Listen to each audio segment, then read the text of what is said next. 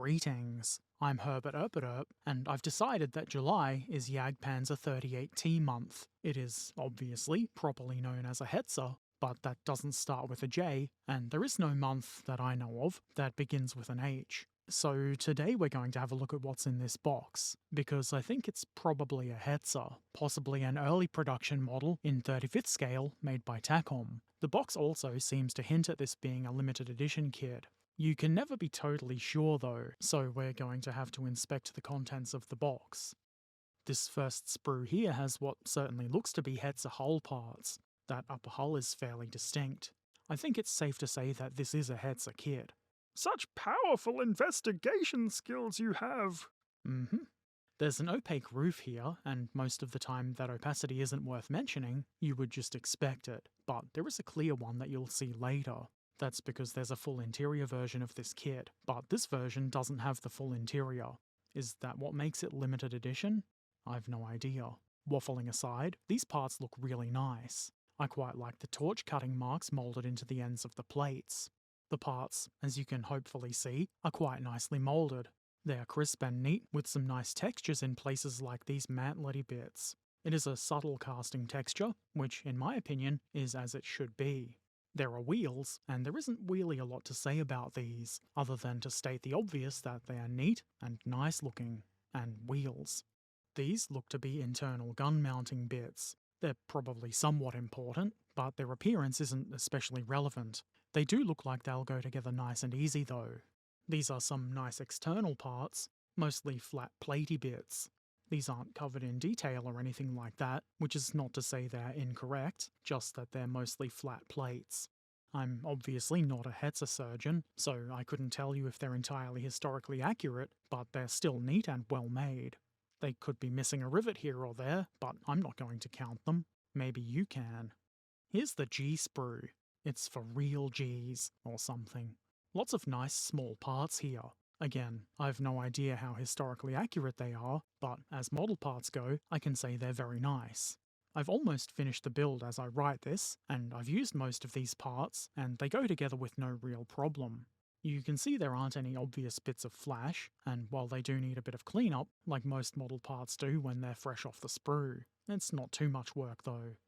H sprue here. The H stands for Hetzer. Again, obviously there's no month beginning with H, so we can't have an actual Hetzer month, and Jagdpanzer 38T July sounds clunky, but that's just the way it is. It's a real month that I haven't just made up.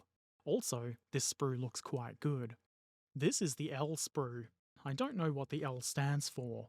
I guess I could repeat myself by saying how nice the parts look, just in case you are not looking, and you need to be told they look good. They look good. Very nice. Very neat. More small bits here, including a whole bunch of ammo. How does all of that fit into the Hetzer? Because this is not the full interior version, they're going into my bits box, but they do look pretty good, as does everything else. At this point, I have built a few Takom kits, so this is kind of what I've come to expect from them.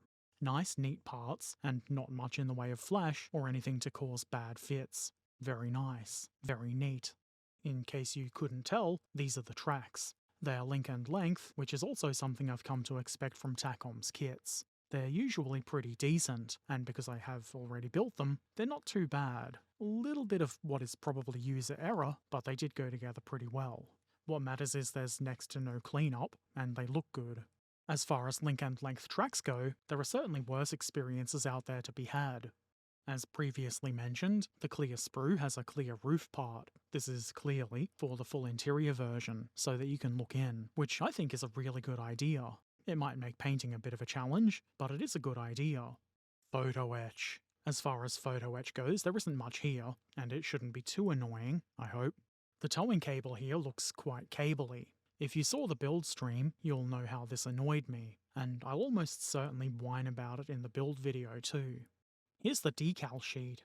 There isn't much here, but there is enough for a couple of different paint schemes as depicted in the instructions. They look like they'll be pretty good. And finally, the instruction booklet. This one says full interior, despite this not being the full interior kit. Also, there aren't actually any instructions for the interior. Not the full interior anyway. Not that I'm complaining, it's simply an observation.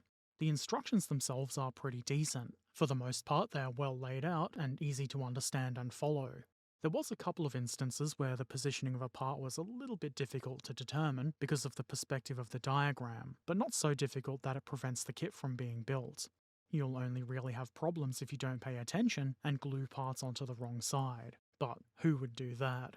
There's a few suggested paint schemes here, and they do look good, but suggestions is all they are. A hot pink Hetzer would be just fine. And that's everything in the box. There is a version of this kit with the interior, as alluded to by the instructions and the fact that it says it's not an interior kit on the box, and this one does include some of those parts, like the ammo, a fairly detailed mounting for the binoculars, and the clear roof. Why didn't you buy the interior kit, Herbert? I hear you ask.